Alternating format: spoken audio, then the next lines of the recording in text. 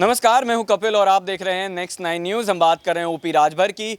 चुनाव से पहले लगातार इस बात की सियासी चर्चा जो लगातार हो रही है कि ओपी राजभर क्या बीजेपी यानी कि भारतीय जनता पार्टी के साथ 2024 का चुनाव लड़ते हुए नजर आएंगे, क्योंकि जिस तरीके से लगातार उनकी तमाम बैठकें बीजेपी के बड़े नेताओं के साथ हो रही है।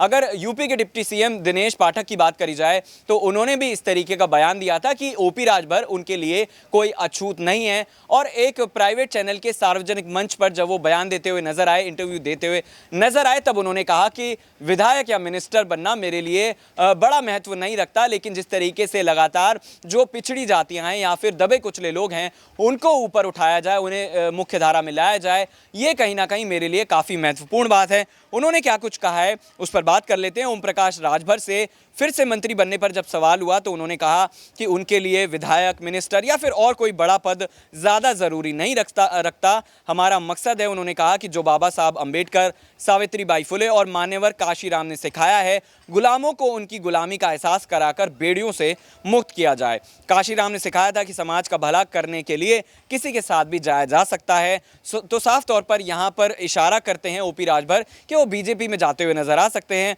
और आपको ये भी बताते चले कि बीजेपी के साथ गठबंधन से जुड़ा हुआ सवाल जब हुआ तो उन्होंने कहा कि राजनीति में सब तरह की संभावनाएं बरकरार है। जब महबूबा मुफ्ती और बीजेपी का कश्मीर में गठबंधन हो सकता है तो क्या नहीं हो सकता। साल 1989 में बीजेपी के समर्थन से मुलायम सिंह यादव मुख्यमंत्री बने, फिर बाद में सपा और बसपा का भी गठबंधन हुआ। बिहार में नीतीश कुमार का उदाहरण देते हुए उन्होंने कहा कि लालू प्रसाद यादव के साथ नहीं जाएंगे, लेकिन वो उनके साथ मिलकर सरकार चला रहे। इस तरीके की बातें जो है वो सामने आई थी। तो ये साफ तौर पर माना जा सकता है कि ओपी राजभर बीजेपी के साथ ही चुनाव लड़ेंगे। लेकिन 2017 की तरह जब गठबंधन में वो चुनाव लड़ते हुए नजर आए थे, जीत भी बड़ी हासिल हुई थी और मंत्री का बड़ा पद भी मिला, लेकिन बावजूद उसके ऐसी क्या नाराजगी थी, तो ओपी राजभर ने इस गठबंधन से खुद को अलग कर लिया। 2022 में एक बार फिर गठबंधन होता है अखिलेश यादव के साथ, और इसके बाद भी कहीं ना कहीं वो इसी तरह की चीज़ें दोहराते हुए नजर आए थे। अब 2024 का जो चुनाव होगा उसमें ओपी राजभर क्या बीजेपी के साथ जाएंगे,